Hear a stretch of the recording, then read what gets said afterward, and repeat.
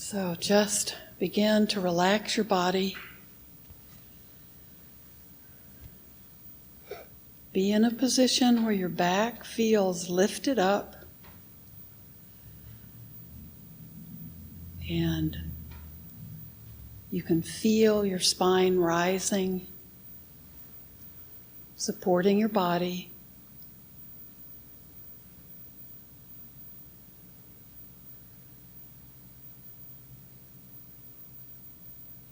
Breathing through your nose, in and out, and your eyes closed.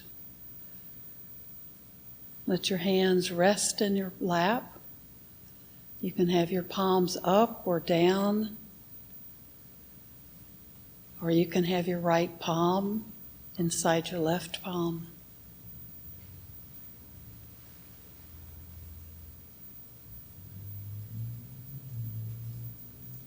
Be aware of the body breathing. Breathe in through your nostrils and exhale through your nostrils. With each exhale, feel your shoulders drop a little bit. So you keep relaxing.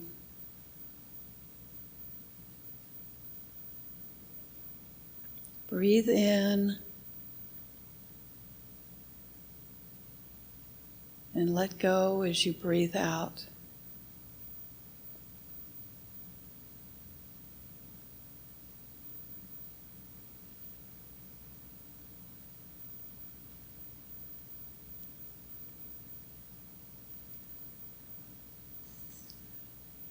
We'll do a short body scan just to help you feel yourself in your body. Feel your mind in your body. Feel your body in your body. Everything we need to learn is right in this body.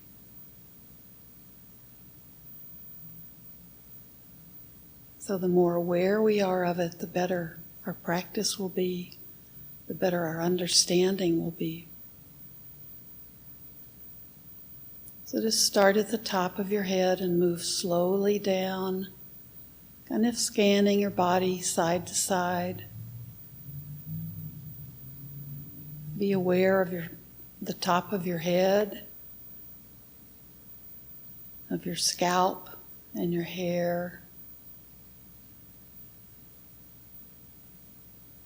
And as you move through your head, you can notice if there's tension, if your scalp feels tight or your brow feels furrowed.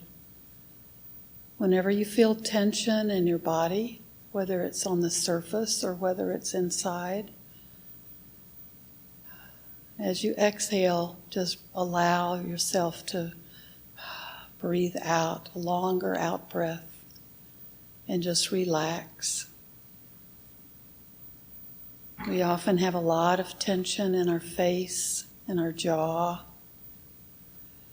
So notice if your forehead is scrunched up or your eyebrows are furrowed.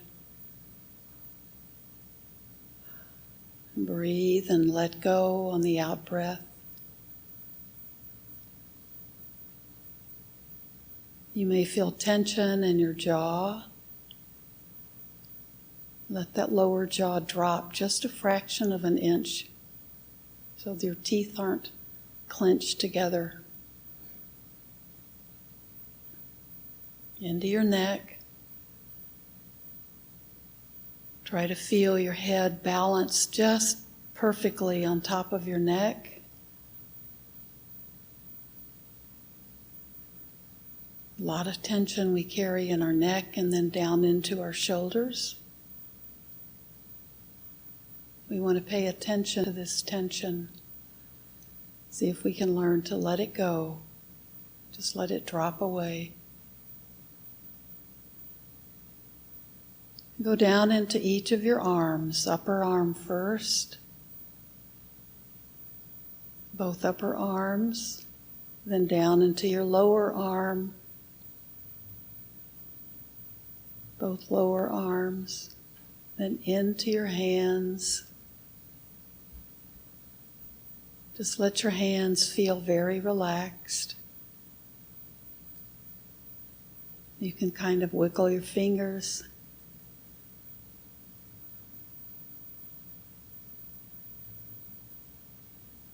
Come back to your chest, your upper chest area.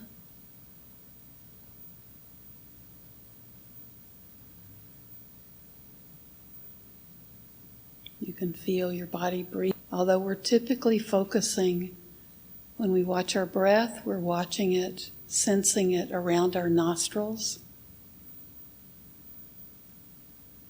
Or we're watching our belly as our belly rises on the inhale and contracts on the exhale.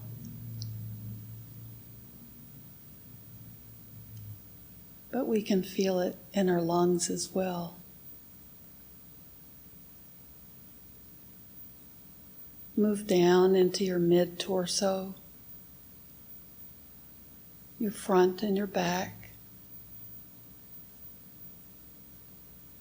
Just be aware of your body and aware of any physical feelings in your body that might be uncomfortable or not allowing you to relax.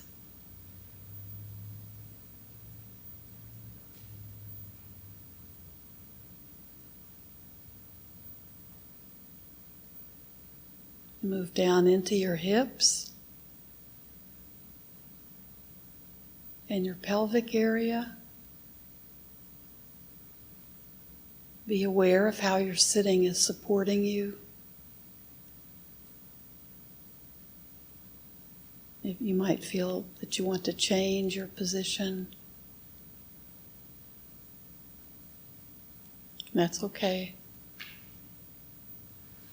Move down into your upper legs.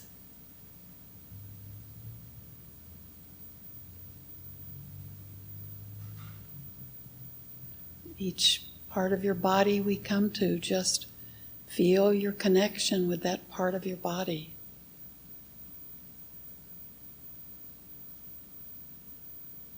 Move down into your lower legs.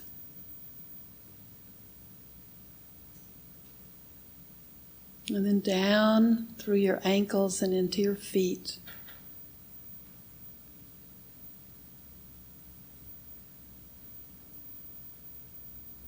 And I suggest you always wiggle your toes.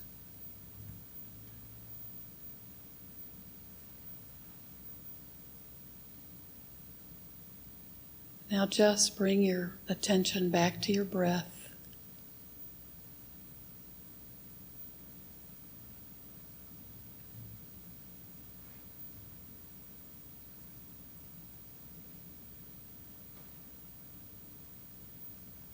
Bhikkhu Bodhi talks about now drop your mind in your body. So we often don't put our mind with our body.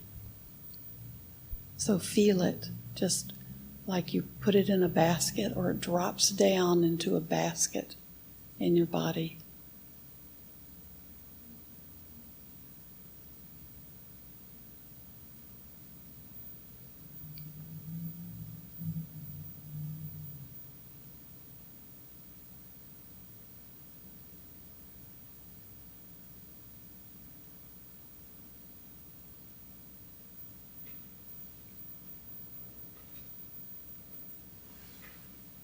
And let your breath be an anchor that you consider it a very light anchor. And whenever your mind becomes distracted, or you might start daydreaming, and when you notice that,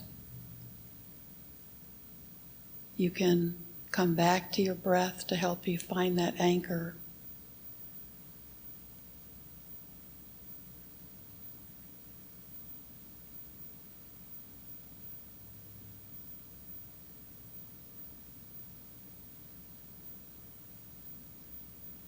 And just allow your mind to become calm,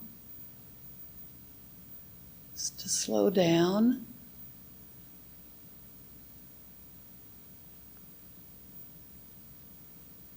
To be peaceful.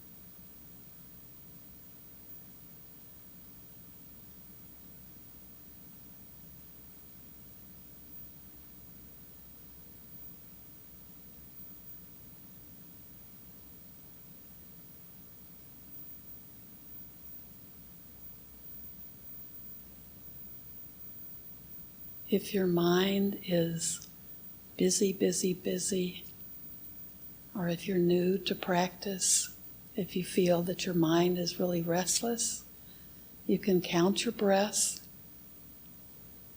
Only count up to 5. So you count in breath 1, out breath 1, in breath 2, out breath 2, in breath 3, out breath 3, in breath 4, out breath 4, in breath 5, out 5, and then start over.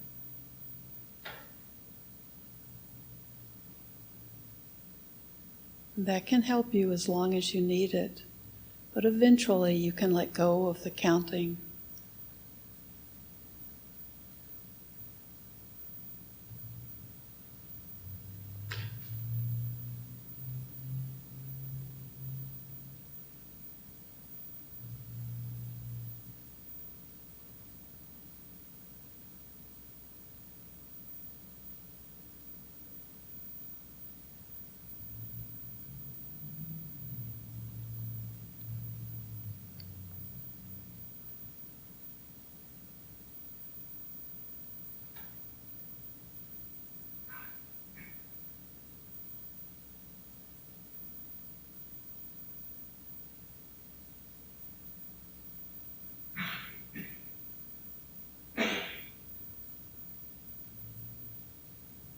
Your mind will keep kicking out thoughts. That's okay. That's what the mind does.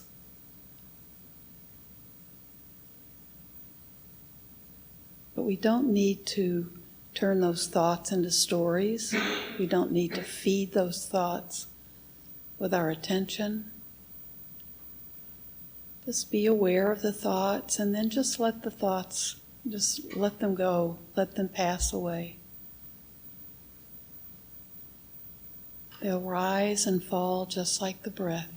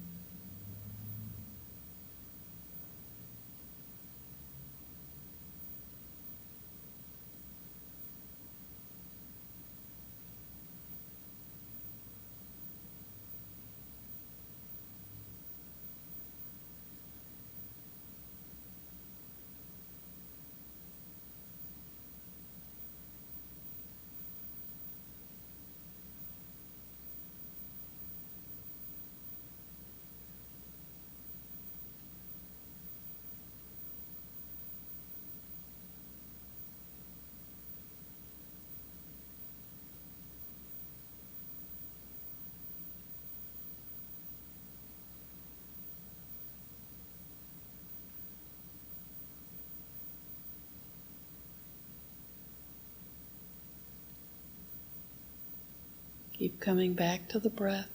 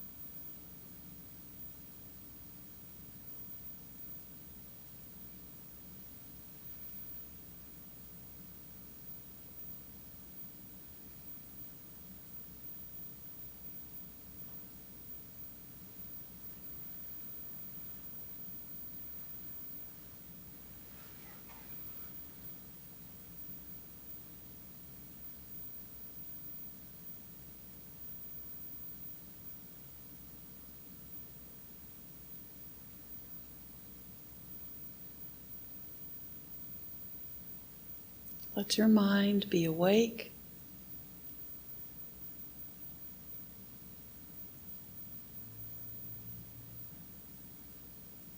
Feel balanced. Be at peace.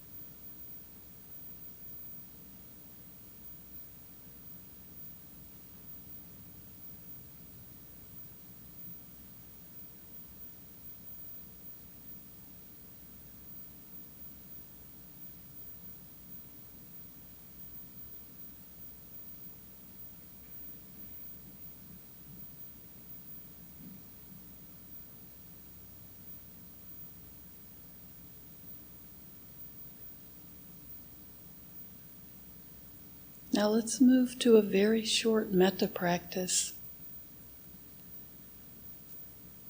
Thinking first of yourself, and then we spread it out to all other beings.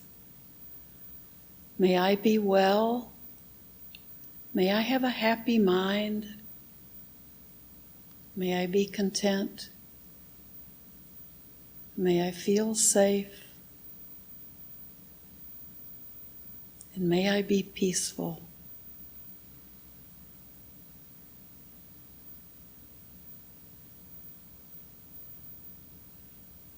May all my loved ones, my close friends, my noble friends, all be well, all have content and happy minds, all be safe and feel safe.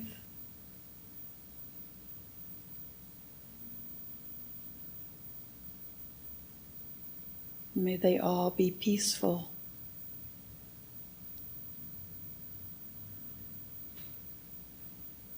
Now we just allow these same feelings to just radiate out throughout the world system, throughout the universe and other systems,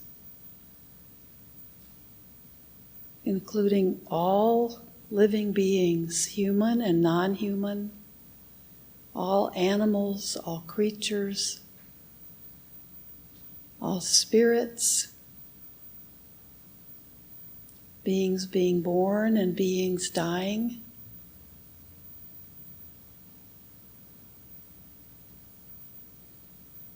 May all living beings, human and non-human, be free from suffering and its causes.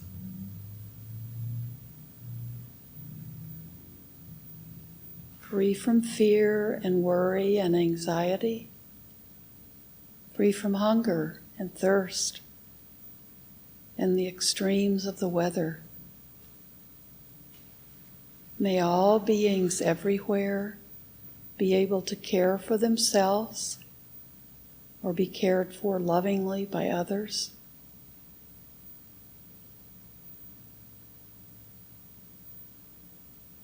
And may we all be peaceful.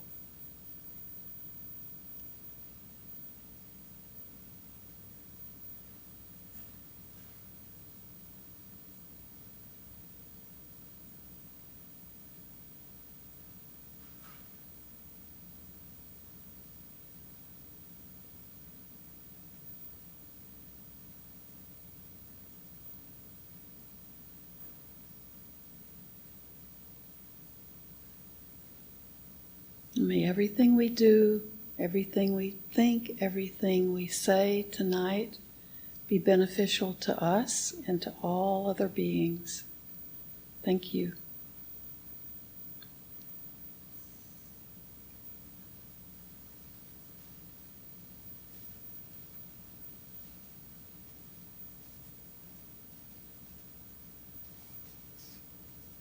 to do. I'll let you take over. You want the mic? So, good evening, everyone. How are you today? Thank you so much for being here. I think today we are going to do our conversation Q&A class, and if you have any kind of question about your practice or teaching of the Buddha, this is the time to ask. We have wonderful community here, Bhikkhunis here, and also Da is here, and also regular people who practice with us more than many years. So if you have any kind of questions, you can ask right now. I think you have some questions. If you're in the temple proper, you come here and speak to this microphone, so people on Zoom can hear you. Or if you want to do a question.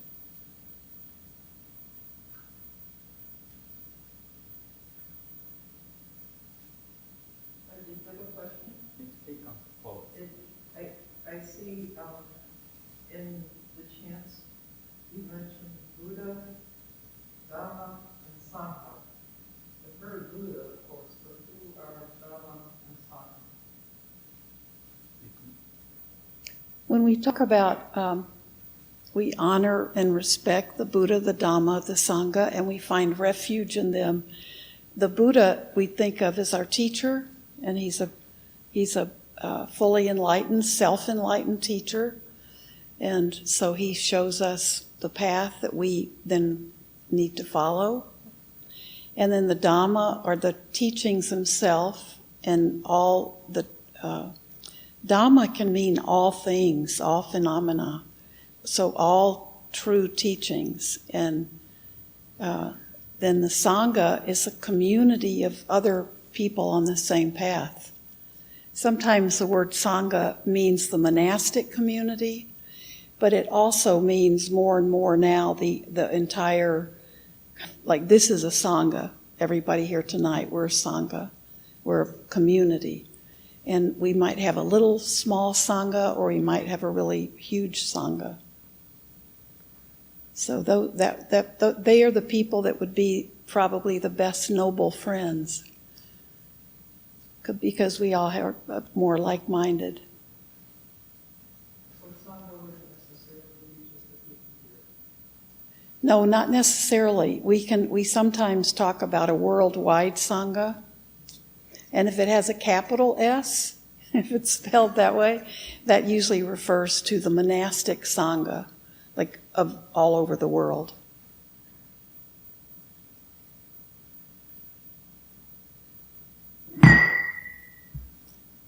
So I've been doing some reading, and there are different sects of Buddhism, like Zen Buddhism. What does this temple relate to as far as that goes? We're in a Theravada tradition. So there's Mahayana and Vajrayana, where Tibetan Buddhism is in that, and Mahayana is and Vajrayana are in kind of the same, under the same umbrella, small umbrella. Then Theravada is the other, and all are considered Buddhist in the Buddhist. We have the same basic teachings that we all agree on, and there are lots of differences. I think I have some thoughts about that question, about Buddhist tradition. Oh, yes. Good. The light's on. Say something and we'll tell you. Okay, so there are, this is Ayya Vimala said there are different schools of Buddhism. Characterize, which is what this temple, which means the way of the elders. And so some people say it's the oldest teachings, but that's not correct. And they follow the Pali Canon, which is the original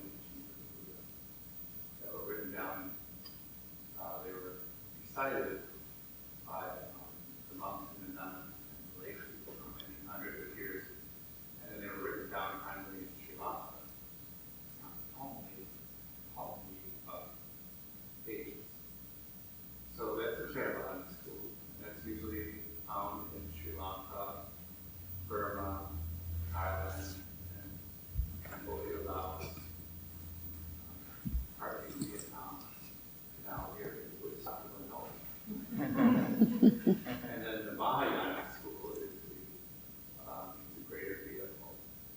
So that includes many sub-schools. So there's, pardon me, Mahayana includes a Vajrayana vehicle, which means the diamond vehicle, or you could call it thunderbolt vehicle. And that includes Tibetan Buddhism, and that's in Tibet and Mongolia, and parts of China, and all Sikkim, Bhutan, those areas. And also now here in the United States. And another sub-school of the Mahayana is the Pure Land School. And that's actually the Pure Land School is the population-wise the greatest Buddhist school. And that it's a little complicated to tell you in this short time, but that's the school that is very popular in China and Japan. Then there's Zen, which Zen comes from the Pali, sort of the Sanskrit word jhana, which means meditation. So it's Zen in Japan and Chan in China, and I forgot what it is in Korea, but that's practiced in Korea and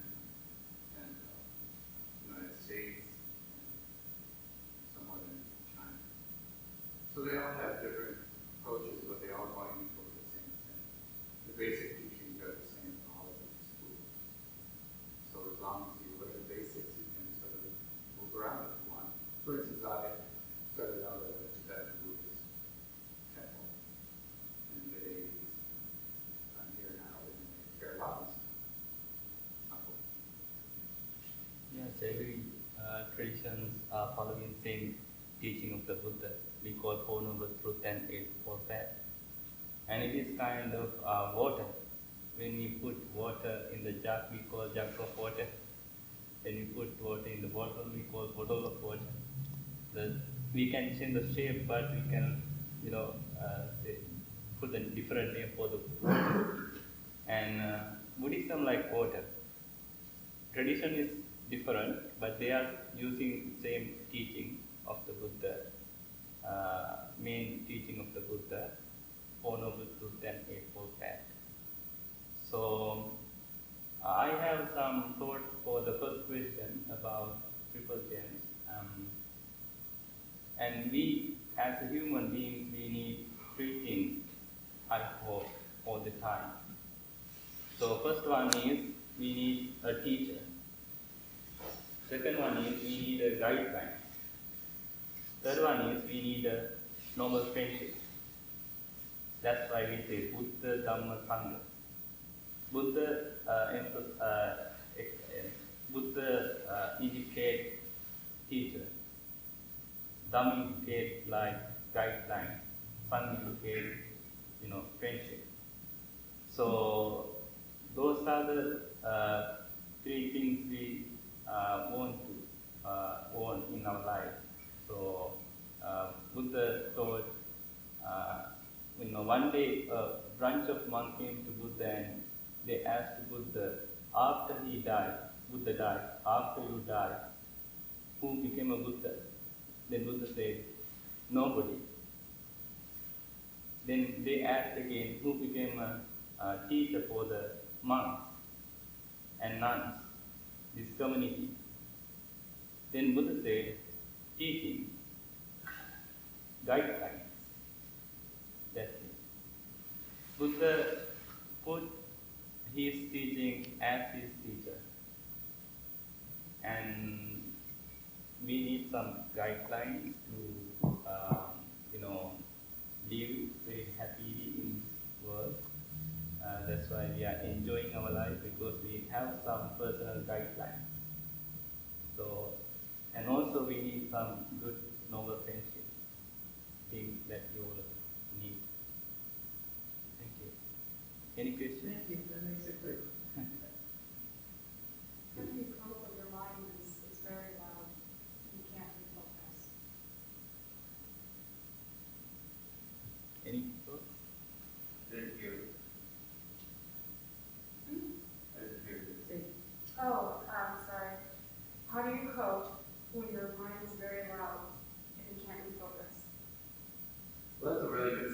when your mind is crazy. Because a lot of people go through life without even considering what they're thinking, just like on autopilot. So it's a good sign that you can recognize that your mind is crazy. All of our minds are crazy. Let's be honest.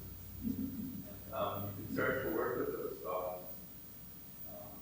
You can settle yourself down, but you will find that those thoughts have a foundation in one of those what are called three poisons, the things that defile our minds, make us anxious and angry, and they are, speaking at a high level, they are attachment, or lust, or greed.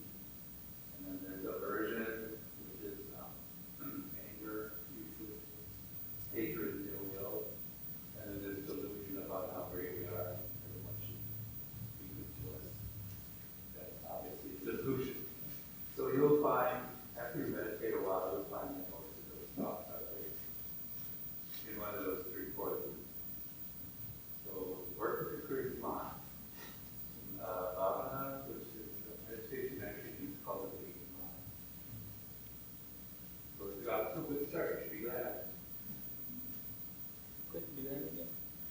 I think Todd's answer was good, but you just start where you are with whatever kind of mind you have. And we all probably would say we had crazy minds before we started this practice. And the bad thing is if you say, my mind is too crazy, I can't meditate. And a lot of times people say that. They give up before they've tried. So you just keep working with it little by little.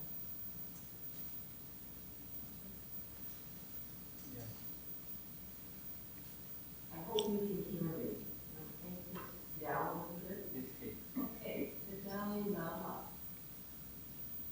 What is his relationship to Buddha? Well, that's probably very personal between him and the Buddha. I mean, is he considered Buddha? Is he considered just monastic?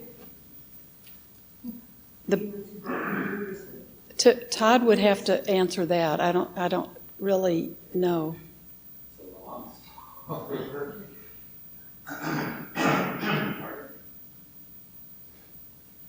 So in Tibetan Buddhism, there are what are called bodhisattvas. Right? Sorry. Bodhisattva is someone who could reach enlightenment or is very near to the end, but they decide to stay in the world in order to help us, people who are on the path. So they're not Buddhists. So one of the bodhisattvas is called Avalokiteshvara, which means the one who hears the cries of the world and responds to them. In Tibetan, the word Characterize. That bodhisattva Avalokiteshvara. So the Dalai Lama is a manifestation of that bodhisattva. 14th enrolled actually from that God. So he also happens to be formerly was a secular leader of Tibet. He handed it off to the Parliament, Tibetan Parliament exile 5 years ago, maybe. Something like that. And he's also the head of the Guru, it's called the Guru School, which is the Yellow Hats. There's 4 schools of Buddhism and Tibetan Buddhism, and that's one of the biggest schools, the Yellow Hats. So he's head of that school. And he's also an emanation of the Bodhisattva, Characterize, which is Avalokiteshvara. Bodhisattva of compassion. And that's also Kuan Yin, right? Yeah. Kuan Yin is another manifestation. So is he a teacher then, or like, I understand that he would have higher degree than one that I get, but I don't know. I don't know too much about him, but it's a little bit about him, and to me he seems like a teacher. Is that wrong? No, it's not. No, he's a teacher. He definitely teaches. He loves to teach. But in our tradition, he doesn't hold any kind of a position in our tradition. But he's a monastic like we are, but in a different group with lineages and things that we don't really talk about in the Theravadan tradition. We respect him. I think most of us respect him and really love opportunities to, be in an audience where he's speaking. Mm-hmm. I think we teach at the same time. There's only one Dalai Lama, correct? Right. And then there is a successor. Right. And how is the successor chosen? That's another story. So, Dalai Lama, the current Dalai Lama, just advises, they write down certain things that their next incarnation will know. So when the Dalai Lama dies, his tutor usually goes out and looks for children who know what these things are that they had written down or told their advisors what the next incarnation will know. And if they get it all right, then they are proclaimed the next Dalai Lama. So it's a very interesting way of doing things. But it's a very cultural thing. But, yeah, Did the Dalai Lama ever be born? could be, sure.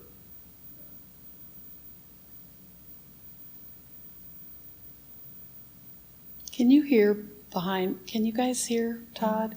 I didn't think so. They can't hear you, Todd. Okay.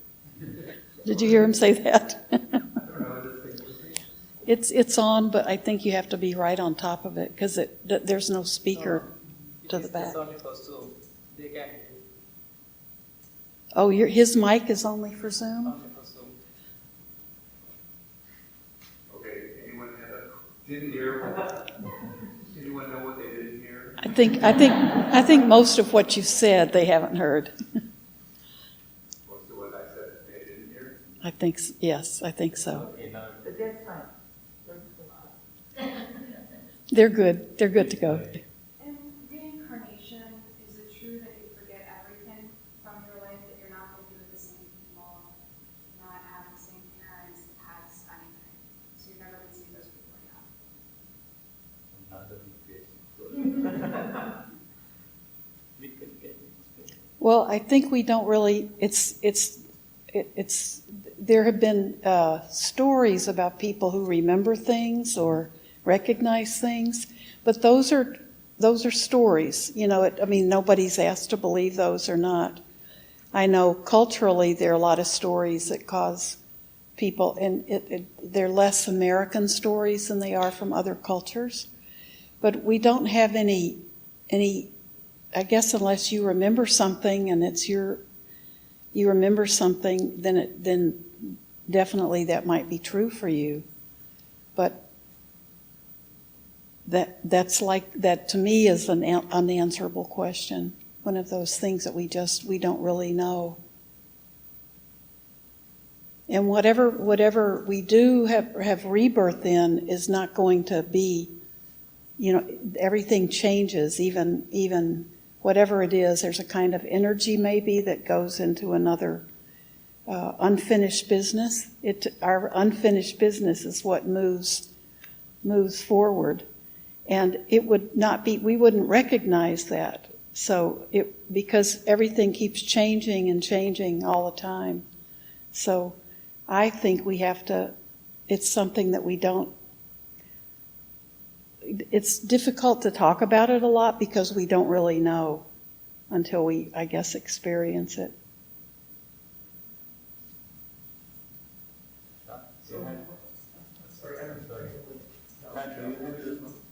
But so one of the tenets would be that you are reincarnated as something that leads you toward finishing or unfinished business. Is the other part of the belief. That's what I've read, and different teachers talk about, is that if we haven't balanced out, worked off all of everything we've done, then we'll have another rebirth, or several, or who knows how many. And when we become fully liberated spiritually, when we've done all of that work, then there's no more rebirth. And if I could, like I said, please excuse me, because I'm going to ask probably stupid questions because they are so low. No, they're not. Is rebirth possible as an animal as well? As what? As an animal? Or not? Yes, it is, yeah. It's not like a nice progression upward, through. The best birth to have is a human birth, because we can actually work with our minds and really take care of a lot of that unfinished business. Uh-huh. That sort of explains how they choose the Dalai Lama, because it sounds like the child knowing what the Dalai Lama, what he thinks is important, or what identifies him, would suggest that that child is some of the Dalai Lama.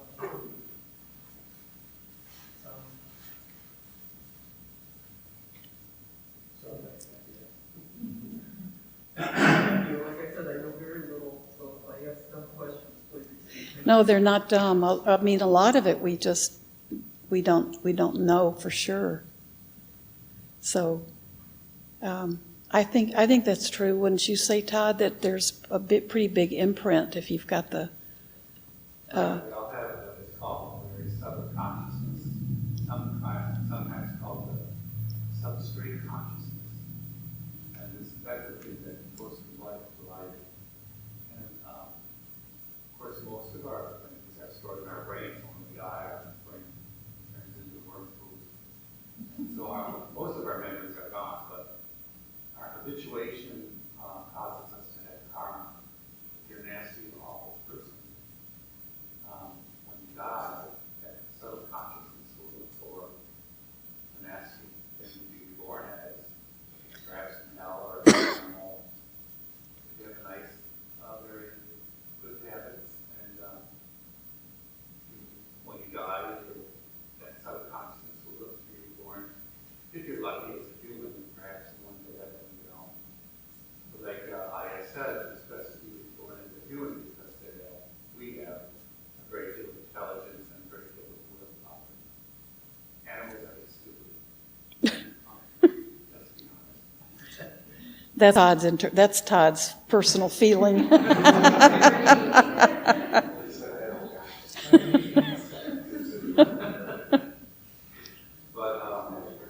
so it's better to be reborn as a human being. So our good habits will lead to a better rebirth. Bad habits will lead to a worse rebirth. Karma. Yeah, that is a wonderful story of the Buddha. This story comes from one of the discourses of the Buddha in Majjhima Nikaya. The two people came to Buddha. They were friends. They came to Buddha, and one of friends said, Buddha, this is my friend. He is so kind. He lives like a dog. He eats like a dog. He sleeps like a dog. Because in India, there are so many religions. When you visit, India right now, you can see that religion, traditions. So these two people, one person lives like a dog, other person lives like a goat. Okay. These two people came to Buddha and asked Buddha, this is my friend. He lives like a dog. He eats like a dog. Dogs are not wearing clothes. and he like that. Then he asked Buddha after that, Buddha, tell us, after he died, where he goes. Then Buddha said, don't ask this question. Buddha said 3 times, don't ask this question. But he was keep asking that question. Then Buddha said, okay, now he lives like a dog, eats like a dog, sleeps like a dog. After he died, exactly he will born like a dog. Because that his attitude and behavior going like that. So then that person was so upset, he was crying. Then he asked Buddha, dear Buddha, this is my friend. He lives like a god. He eats like a god. He sleeps like a god. After he died, what happened to him? Then Buddha said, don't ask. But he was keep asking the same question. Then Buddha said, I'm so sorry, after he died, he will born like a god. I think now you can understand this of the text. So it was, one wonderful sutta, big sutta, I just summarized. And we can see that, when we read that story, we can do something, okay. If we build up, human nature in our mind, if you believe you have next life, you will become a good person, human being. If you have some kind of animal nature in your life, in your mind, exactly you will become animal. We can see a lot of people, some animals, especially dogs, they have human nature, right? And one day they will become like, human. Who knows? And this is the story. We can learn a lot of things from this story actually. And that's why Buddha asks us to, be mindful about your action, your speech, your behavior. Every time, all the time. Just build up your human quality, human nature. Be a good person to yourself, that's it. Buddha asks. So, this is the story I can give you. Anything else? Yeah. I got a long way to go before I die. I don't know what you're talking about. So, way before COVID, if anybody can remember that far back, you guys, there was many meditation sessions about the precepts. So if I'm going to act like a good person, the precepts will help me to do that. Are you going to do that again?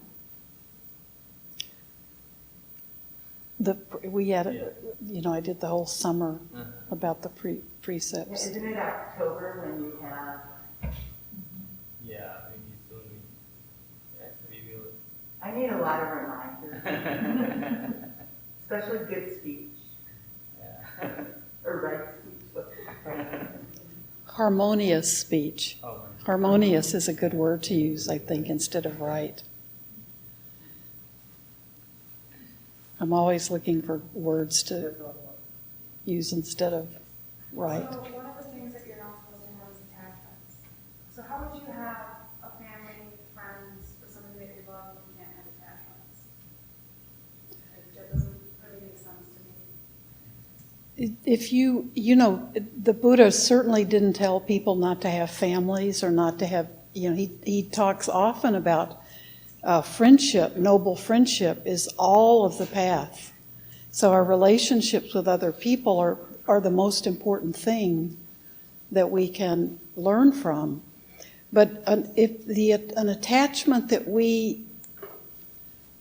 if we have an attachment to something that we don't we don't recognize in that connection that the same laws apply to that person or that thing. Somebody may have an attachment to money or to power or to fame, or, it's more than just to their family. But if they don't realize that everything that we love, we eventually lose. We'll lose our loved ones. They may die. A hurricane may blow the house down, and you may lose everything you have. So if we're so attached that we forget about those laws of nature, really, then that's we're putting too much into that connection. Like we're in denial about the reality of that part of our lives, and then that causes more suffering. So even with people we love or a job we love, we have to be aware of that all the time, which makes it more precious. But then when we lose it, which we will, then they'll lose us.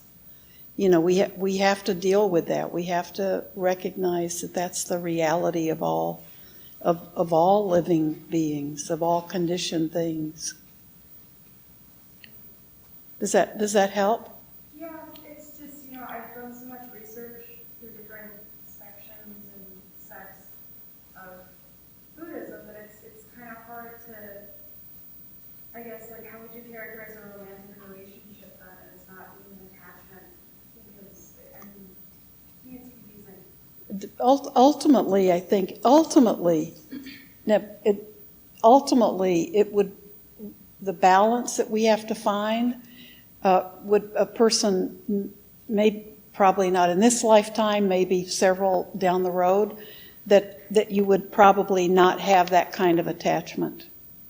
That too would be that's why dear friends are wonderful, but attachments like a sexual relationship or like a passionate love affair would just not fit in with the spiritual path at that point. But it wouldn't be because you would be forced to give it up. You just wouldn't be. That wouldn't be the place you were in your head. And also, I like to give very small example. Just think simply. When you attach something in your hand like that, little while your arm is getting numb or tired. And same thing will happen to your mind if you attach something in your mind. It is good or bad, beautiful or ugly, whatever it is. You are getting tired, exhausted. But when you put it down, then you can enjoy yourself. No more pain. So Buddhism is teaching us to, put all the things down and enjoy ourselves. Looking those things and using those things. So not holding in our hand or mind. So it is very simple example. So does it mean in terms of relationships? I mean, I understand what you're saying. As you become more enlightened, you're getting something from the people you have relationships from that makes you more, moves you toward being more whole, maybe. But does it mean that you're kind of looking at the parts of the relationship that are, maybe you're hanging on too hard to somebody because you're afraid you're going to lose them, or you're kind of looking at things more clearly, so you can balance. Do you understand what I mean? Yeah, I do. Because ultimately that balance is very, very important. And that's we call it equanimity or equipoise. So that's part of that. And that's like one of the hardest things, that's one of the very hardest things to achieve. So it's not a matter of denying ourselves anything at that point. It's just something that we've we've let go of naturally. I think relationship okay. Problem is acceptation. Is what? Acceptation. What we do, then we are Expectation. Yeah. That is a big problem. We can do all the things what we have to do to others, and Buddha always suggested to do the responsibility, and to our parents, to our family, friends, society, and he never told to us, okay, you have to make some hope from them. If I do this, definitely they have to do this for me. And that is a big problem that we all have. Don't make any kind of Expectations. Yes, that is a big problem that we all have. So this is how I see it, and tell me if I'm thinking wrong. So I always see attachment as an extreme, right? You're so attached to something that you cannot see those others around you or situations around you. And we're always trying to find that middle path. So being able to recognize that even if you're in a relationship, if I'm here, the most important people right now are the people that I'm with right now. So an attachment to me is like an extreme where you can't focus any attention or energies in other places. Like Bhante was saying, that if you have to you're like clinging to something. Right. So you can't really, there's no rest in it. There's no peace in that, because it's so important to hang on to it. Yeah. Also started looking at it as trying to lose attachment by gaining connection, right? I can be connected to someone without being attached. Yeah. There's a healthier version by accepting permanence. Yeah, and even as a mother, because I have two children. They're adults. They're in their 30s, but when our children are younger, we really feel that we're attached to them because we're so responsible for them. But as they grow up and get older, that attachment is not healthy, and really for the sake of the child and for the parent, letting that attachment needs to really. We've got to pull back, or we're not allowing them to be their own person. So in that sense, that attachment can become unhealthy. But but we're always connected with them. That never changes. That's a familial relationship is very important. But it's whether that's a healthy the connection is vital, but it needs to be a healthy connection. So Which you have like a healthy relationship, but still not focused mostly on the attachment part of it, just as a connection. And that's I think that's a beautiful way to put it, and a healthy connection. Because all of us have seen toxic relationships where it might look good on the surface, but it's not healthy because there's too much. Holding on. Yeah, It's like he's holding on too tight. That's why I like that Bhante says, empty, happy, happy. Empty, happy, happy. When you empty something, then you can happy. So when you're clinging it, no happiness there. Yeah. I think time is up. Time is up, yeah.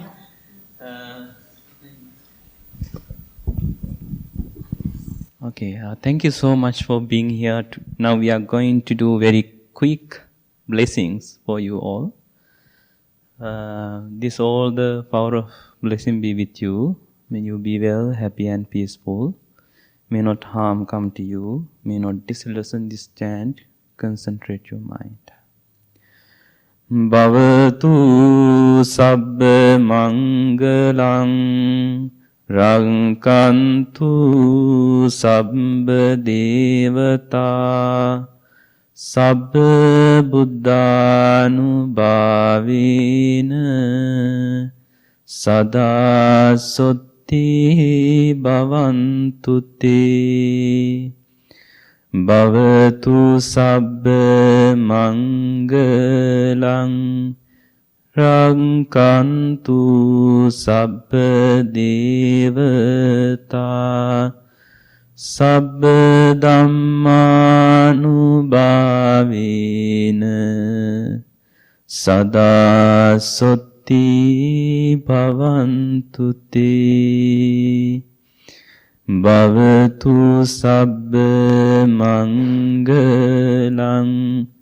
රක්ඛන්තු සබ්බ දේවතා සබ්බ සංඝානුභාවේන